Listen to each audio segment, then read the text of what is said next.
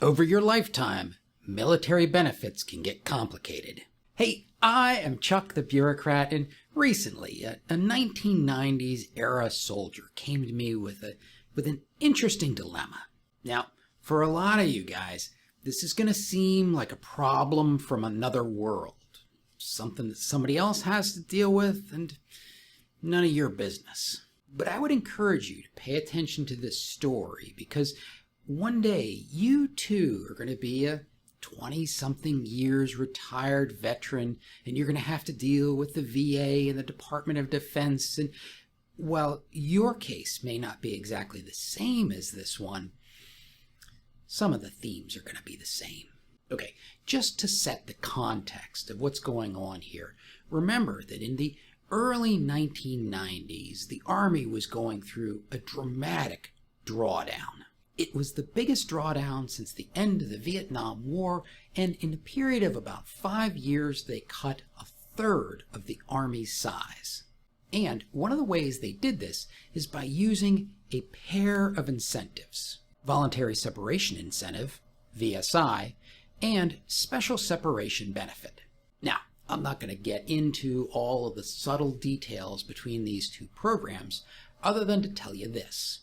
Special separation benefit was paid as a lump sum, and VSI was paid over a series of years.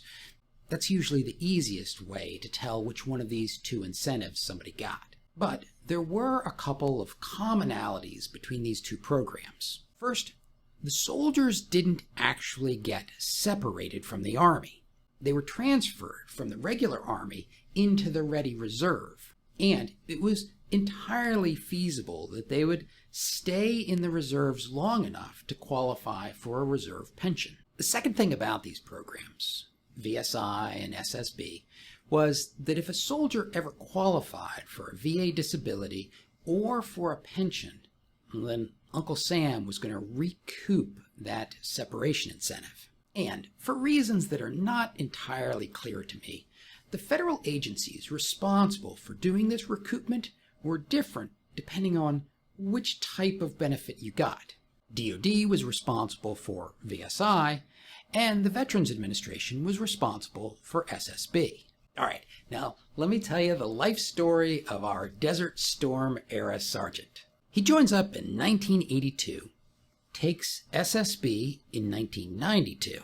He becomes eligible for a non-regular retirement, that's a reserve pension, in 2005. And now, watch this.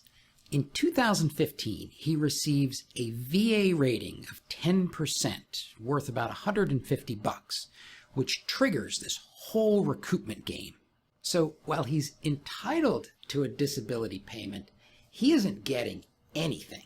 Then, in 2022, he applies for his reserve pension, and DFAS sends him a letter saying that they're going to recoup $400 every month.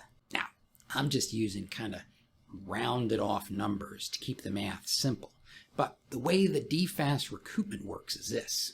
They take his gross pension, $1,150, they subtract his VA payment, what we would call the VA waiver, and then they recoup 40% of the remainder.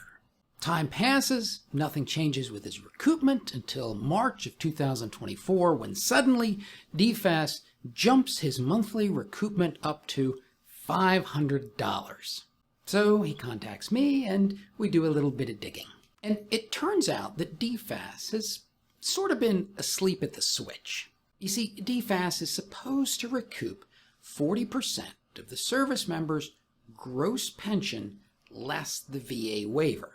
And of course, every year the COLA rates change, so the gross pay and the VA waiver change, and so the amount recouped is supposed to change. For illustrative purposes, let's say his pension went up to $1,450 a month, and his VA payment went up to $200. Recoupment was supposed to go up to $500. But for our sergeant, it did not. At least not until March. That was when DFAS recalculated his recoupment for the first time since he'd started to get his retirement in 2022. But so what? I mean, how could this have any bearing on today's staff sergeant? Well, three things, and maybe a fourth.